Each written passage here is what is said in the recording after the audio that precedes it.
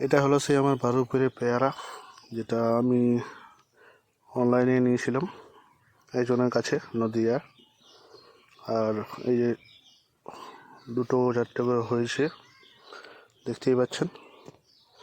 এই যে এখানে দুটো চারটে আছে, এগুলো পোকাতে খেয়ে দিয়েছে পাতাগুলো। আর এটা মাটিতে লাগানো আছে। তো আপনারা চাইলে অবশ্যই টবে, গ্রো ব্যাগে করতে পারেন।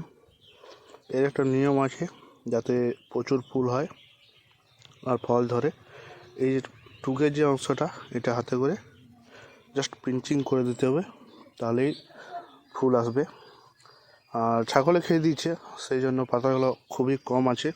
এই যেমন এইটা ভিয়েনার পেয়ারা, তো এটা ছাগলে খেয়ে দিয়েছিল, কিন্তু আরও নতুন করে পাতা, এই যে ছোটো ছোটো কচি কচি পাতা আলু জন্মাচ্ছে, মানে গজাচ্ছে। তো আপনারা অবশ্যই এটা বাগানে লাগাতে পারেন, টবে, গ্রো ব্যাগে বা ড্রামে। খুব ভালো হয়, মেনটেন করে রাখতে পারলে ছোটোতেই অনেক ফল হয়, বেশি বড় হয় না। যেহেতু এটা এয়ার গ্রাফটিং, মানে এয়ার লেয়ারভাবে তৈরি করা হয়েছে ডাল থেকে, গ্রাফটিংয়ের নয়। এটাও গ্রাফটিংয়ের নয়, আর ওই ভিয়েনারটাও গ্রাফটিংয়ের নয়। খুব ভালো ফলন ছোটো গাছে।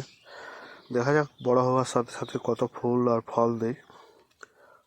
তো অবশ্যই লাগাবেন গাছ, পেয়ারা গাছ। আরও অনেক ভ্যারাইটির আছে, সেগুলো লাগাবেন। তো দেখা হচ্ছে পরের ভিডিওতে। ভালো থাকবেন, সুস্থ থাকবেন।